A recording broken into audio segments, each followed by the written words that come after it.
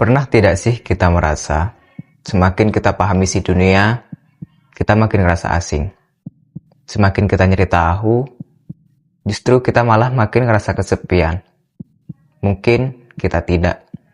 Tapi, Albert Einstein merasakan rasa itu. Dan semuanya terjawab dalam buku ini. The World as I See It.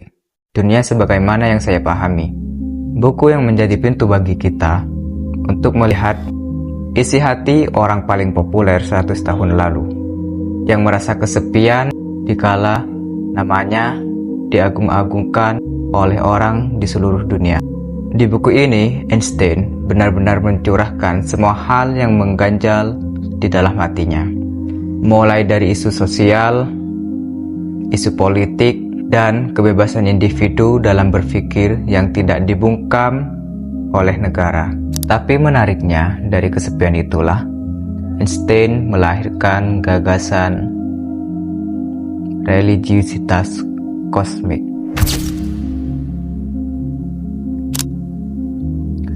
Rasa takjub dan spiritualitas yang mendalam dengan alam semesta.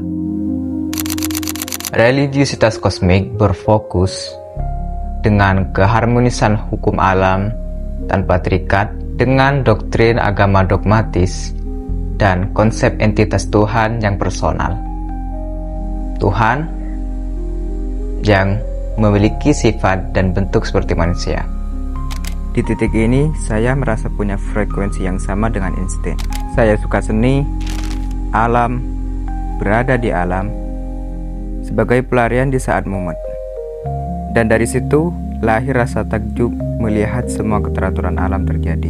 Melihat pohon menyaring udara dan bintang-bintang indah yang menghiasi malam, dan melihat matahari yang terbit untuk menyinari bumi. Tapi bedanya, saya percaya dengan dogma agama yang saya anut. Konsep religiusitas kosmik hasil penyatuan dari sains dan spiritualitas yang saling bekerja sama untuk kita memahami alam semesta dan sekaligus memahami eksistensi kita. Dan di titik ini juga saya setuju dengan Einstein yang mengatakan, sains dan agama tidaklah bermusuhan. Sebaliknya, kita gunakan sains untuk melihat kemahaesaan Tuhan yang menciptakan semua keteraturan alam ini. Namun secara objektif, buku kompilasi esai ini tidak akan gampang dipahami sama orang yang tidak biasa membaca literatur berat. Karena format tulisan di buku ini, susunan babnya melompat-lompat dan tidak memiliki arah yang jelas. Selain itu, pandangan politik Einstein di buku ini terasa terlalu utopis bahkan naif kalau kita bandingkan dengan realitas geopolitik zaman sekarang yang jauh lebih kompleks dan kotor. Tapi terlepas dari kekurangannya, buku ini sukses memperlihatkan sisi kemanusiaan seorang Albert Einstein.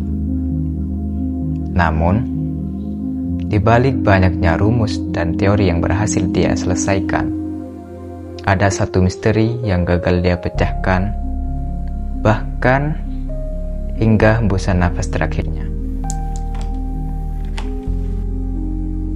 yaitu rasa sepi di hatinya sendiri.